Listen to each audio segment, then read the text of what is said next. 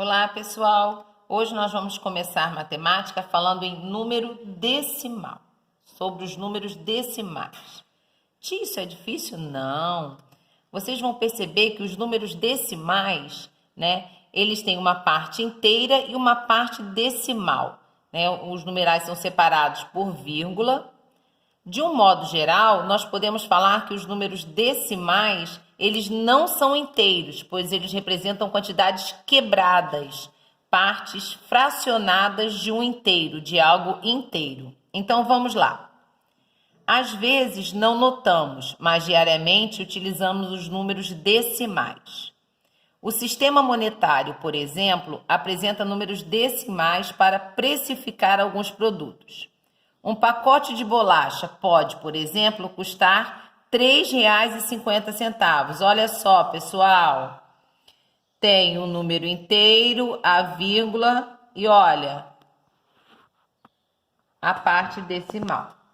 A balança é um instrumento que trabalha com esses números, pois apresenta quantos quilogramas certo produto possui. Uma melancia pode pesar 2,5 kg, por exemplo. Uma trena ou fita métrica, que são utilizadas como instrumento de medida, também trabalham com números decimais para mostrar a medida de objetos, pessoas e animais. A altura de um adulto pode ser 1,70 m, por exemplo. Olha, como os números decimais aparecem na nossa vida, hein, pessoal? O número decimal tem a parte inteira e uma parte decimal, separados por vírgula.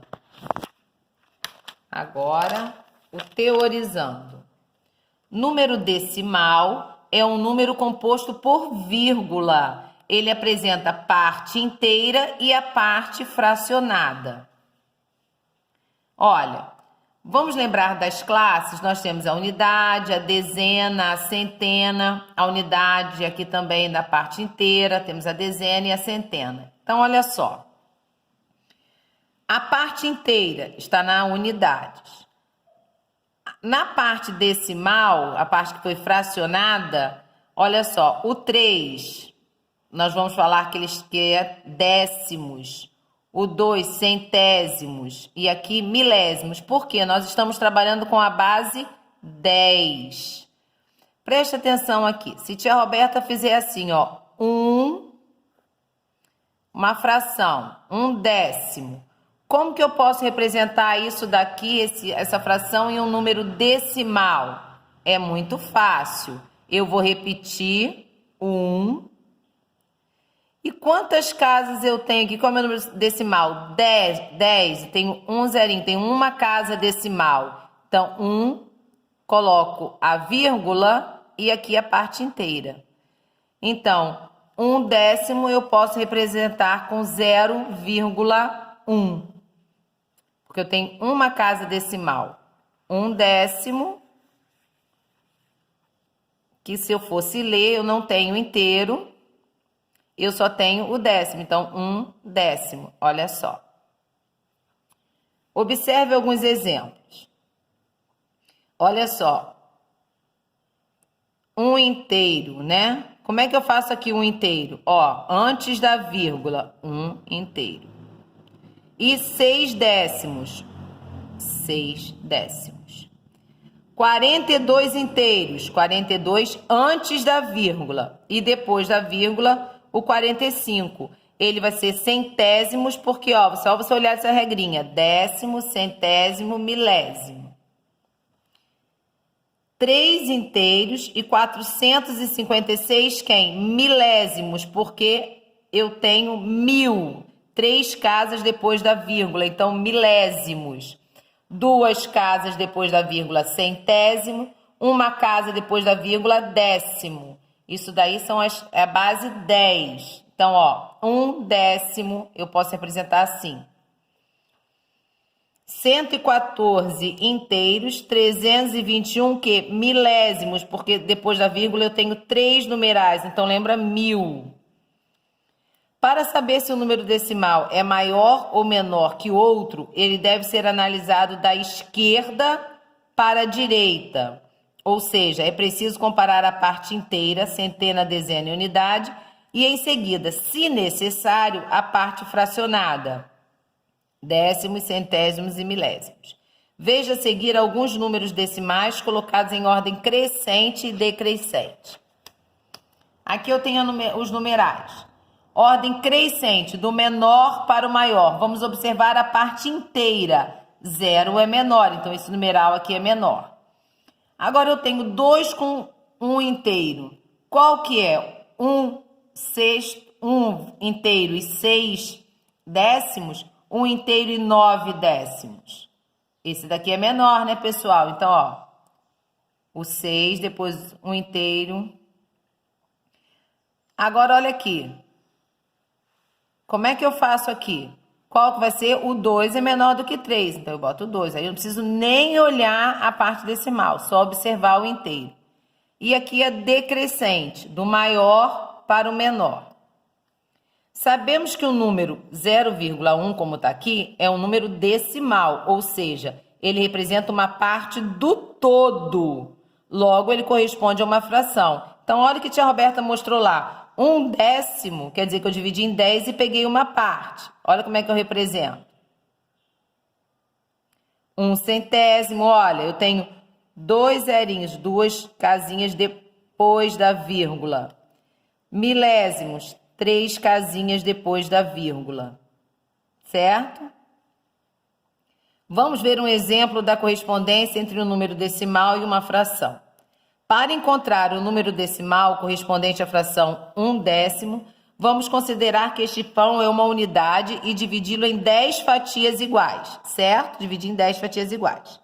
Assim, cada fatia representará 1 décimo do pão. Observe que se o pão representa uma unidade, cada fatia pode ser representada pelo número decimal 0,1, porque eu dividi em 10 e peguei uma parte. Pois somando-se 10 vezes, teremos uma unidade novamente. Olha só, dividi em 10 partes. Se eu juntar as 10 partes, eu vou ter um todo. Novamente, vou ter um inteiro. Exercícios resolvidos, vocês podem dar uma lidinha, com bastante atenção. E aqui eu tenho a proposta de atividade para vocês.